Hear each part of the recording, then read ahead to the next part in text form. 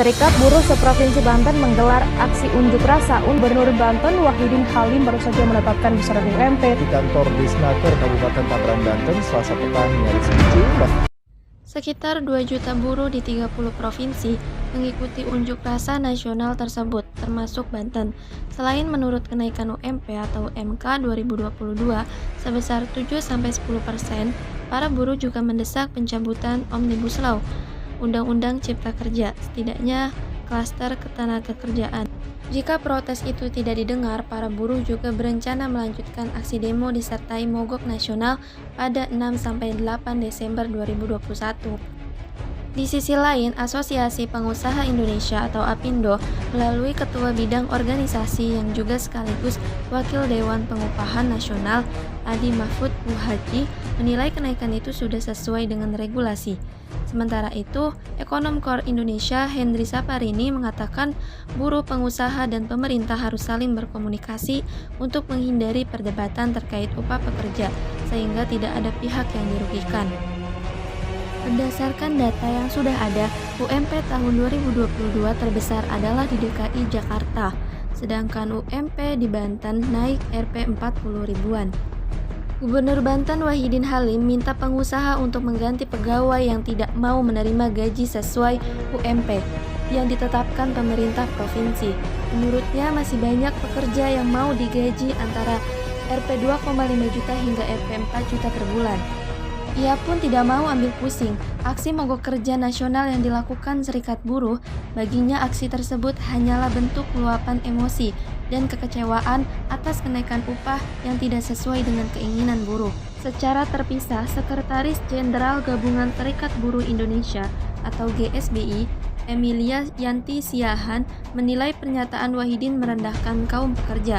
Menurutnya, dalam pandangan kami, pernyataan yang disampaikan Wahidin Halim itu melukai dan merendahkan martabat kaum buruh. Emilia mengingatkan buruh merupakan bagian penting dari sebuah perusahaan, karena buruh kegiatan produksi perusahaan tetap bisa berjalan dan ekonomi bergerak.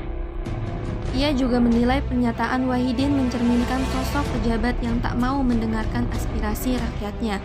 Senada kecaman sama juga disampaikan Presiden Asosiasi Serikat Pekerja Indonesia, Mira Sumirat. Dengan nada keras, ia menyebut pernyataan Wahidin itu semakin menunjukkan mental arogan orang nomor 1 di Banten itu.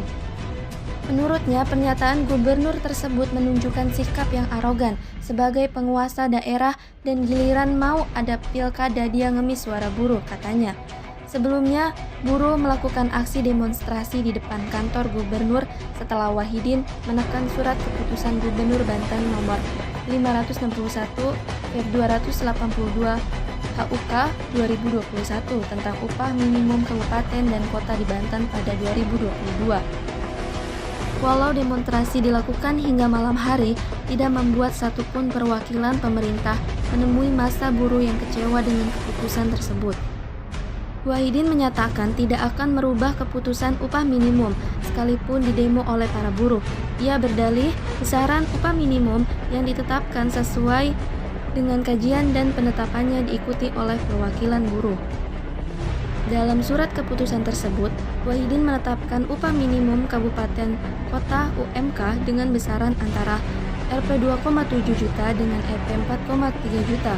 Bahkan 3 di antara 8 wilayah di Banten tidak alami kenaikan upah, yakni Kabupaten Pandeglang, Kabupaten Serang, dan Kabupaten Tangerang.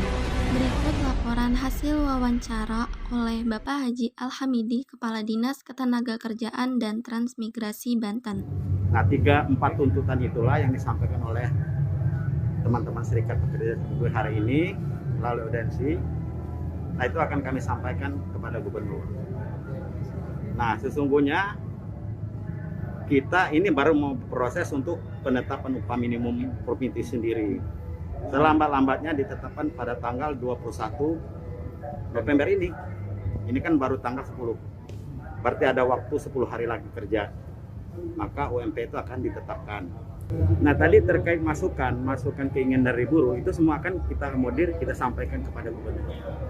Nah, dari sisi aturan, dari sisi kebijakan, semua akan diakomodir menjadi akumulasi nanti rekomendasi kepada gubernur seperti itu. Bahkan 2020 ke 2021 UMP nggak naik Pak ya. Nah untuk ke 2022 kira-kira naik nggak Pak? Ya kalau naik tahun 2020 naik 1,5% upah minimum kabupaten kota itu. Nah tahun ini dipastikan naik, ya dipastikan naik. Kalau untuk Tapi berapa persennya kita tidak tahu ya. Sehingga kita masih tetap, artinya ada perhitungan yang sudah ditetapkan berdasarkan PP 36 tahun 2021. Kita lihat itu nanti. Nah, sebelum saya tutup, saya mau menjelaskan kepada teman-teman apa sih itu demo karyawan yang sering terjadi belakangan ini. Contohnya seperti tadi, demo upah minimum di Banten. Demo itu adalah hak buruh atau pekerja yang dilindungi oleh undang-undang.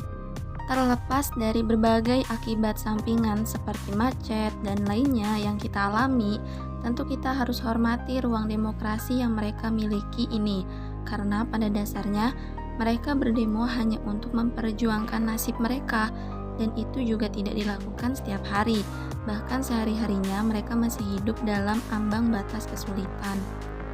KSPI menilai penghapusan survei KHL dalam menentukan kenaikan upah minimum membuat tuntutan mereka tidak tercapai berdasarkan hitung-hitungan KSPI. Berdasarkan survei KHL dan PP nomor 78 tahun 2015 tentang pengupahan sebelum ada PP nomor 36 tahun 2021. Kenaikan upah minimum berada di kisaran 5-7%.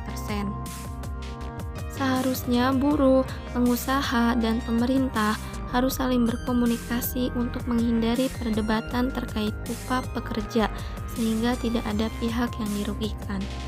Mungkin cukup sekian penyampaian dari saya. Kurang lebihnya mohon maaf. Wassalamualaikum warahmatullahi wabarakatuh.